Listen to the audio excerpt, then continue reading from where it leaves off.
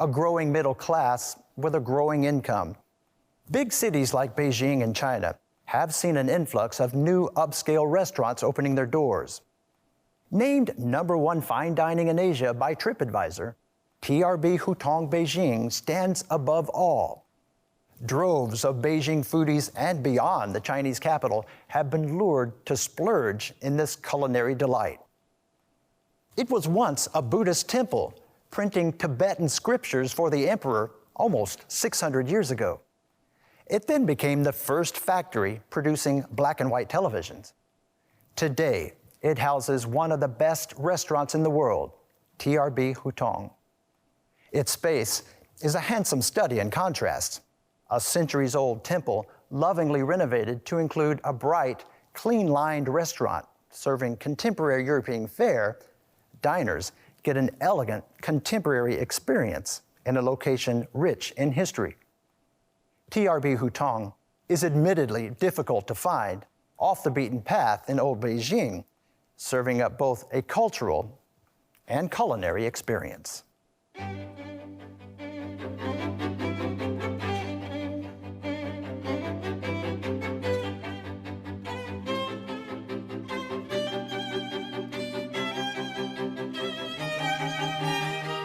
When you go to fine dining kind of restaurants, I think it should be a journey there should be, I think the food is important, the decor is important, but if you then are blessed by having one more element, either it's the view or the location or something special, then I think just makes it even more exciting.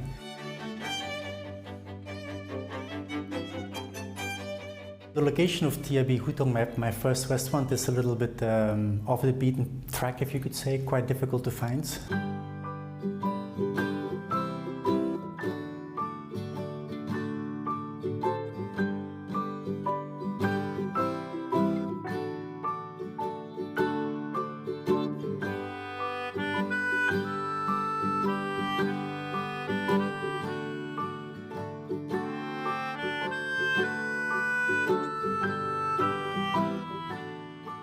The way I found this place is actually really by coincidence. I was running in the neighborhood. I could see there was a temple inside, but the whole place looked like it was not quite yet where it was supposed to be done. Many people were a little bit concerned about opening a restaurant so far into the Hutongs, something that would be fine dining or something that would be an international level.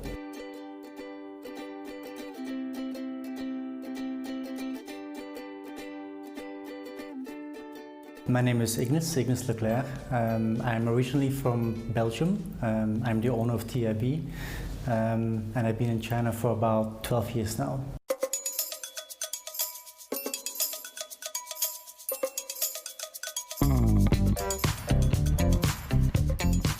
I came from New York in 2007. I was working at Daniel in Manhattan, and I came to open a restaurant for him here in China, which is called Maison Boulou. So I did this for about 3 years, and then I kind of fell in love with China. I fell in love with the culture, the people, I guess the mess also.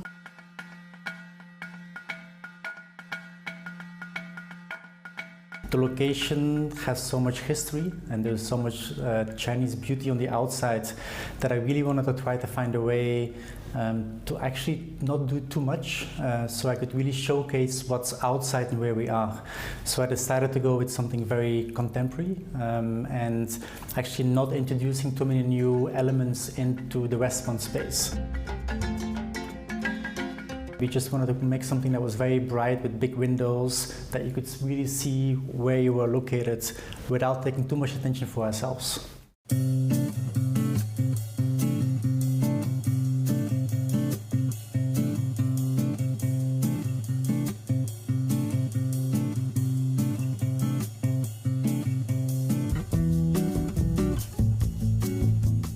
About 85 to 90% of our customers are Chinese.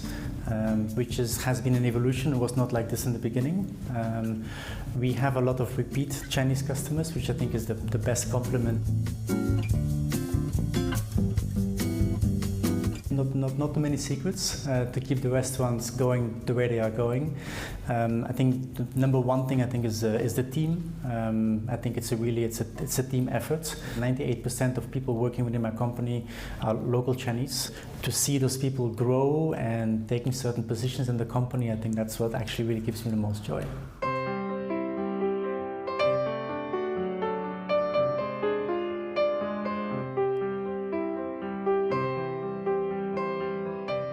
I think there's a myth. People say that maybe it's hard to find good ingredients in China, but I think if you look at what the locals are eating, what's happening, actually you can find quite a lot of ingredients. So in TRB we try to use as many local ingredients as possible.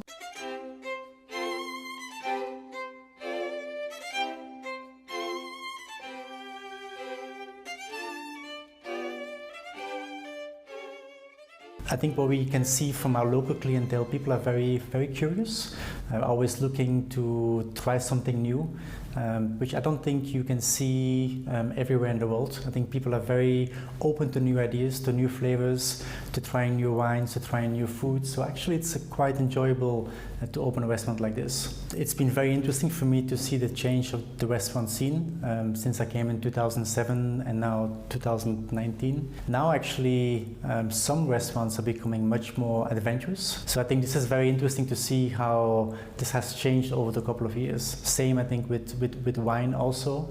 Before I think people would go for very safe wines, maybe like a wine from Australia, something that's very familiar.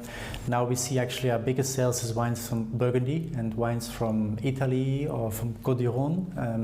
And those wines are they're very particular. And this is something that's very new in the last, I would say maybe in the last 3 to 4 years, that you see people ordering those kind of wines and they actually understand what they are ordering. So I think it's been a very, very nice change.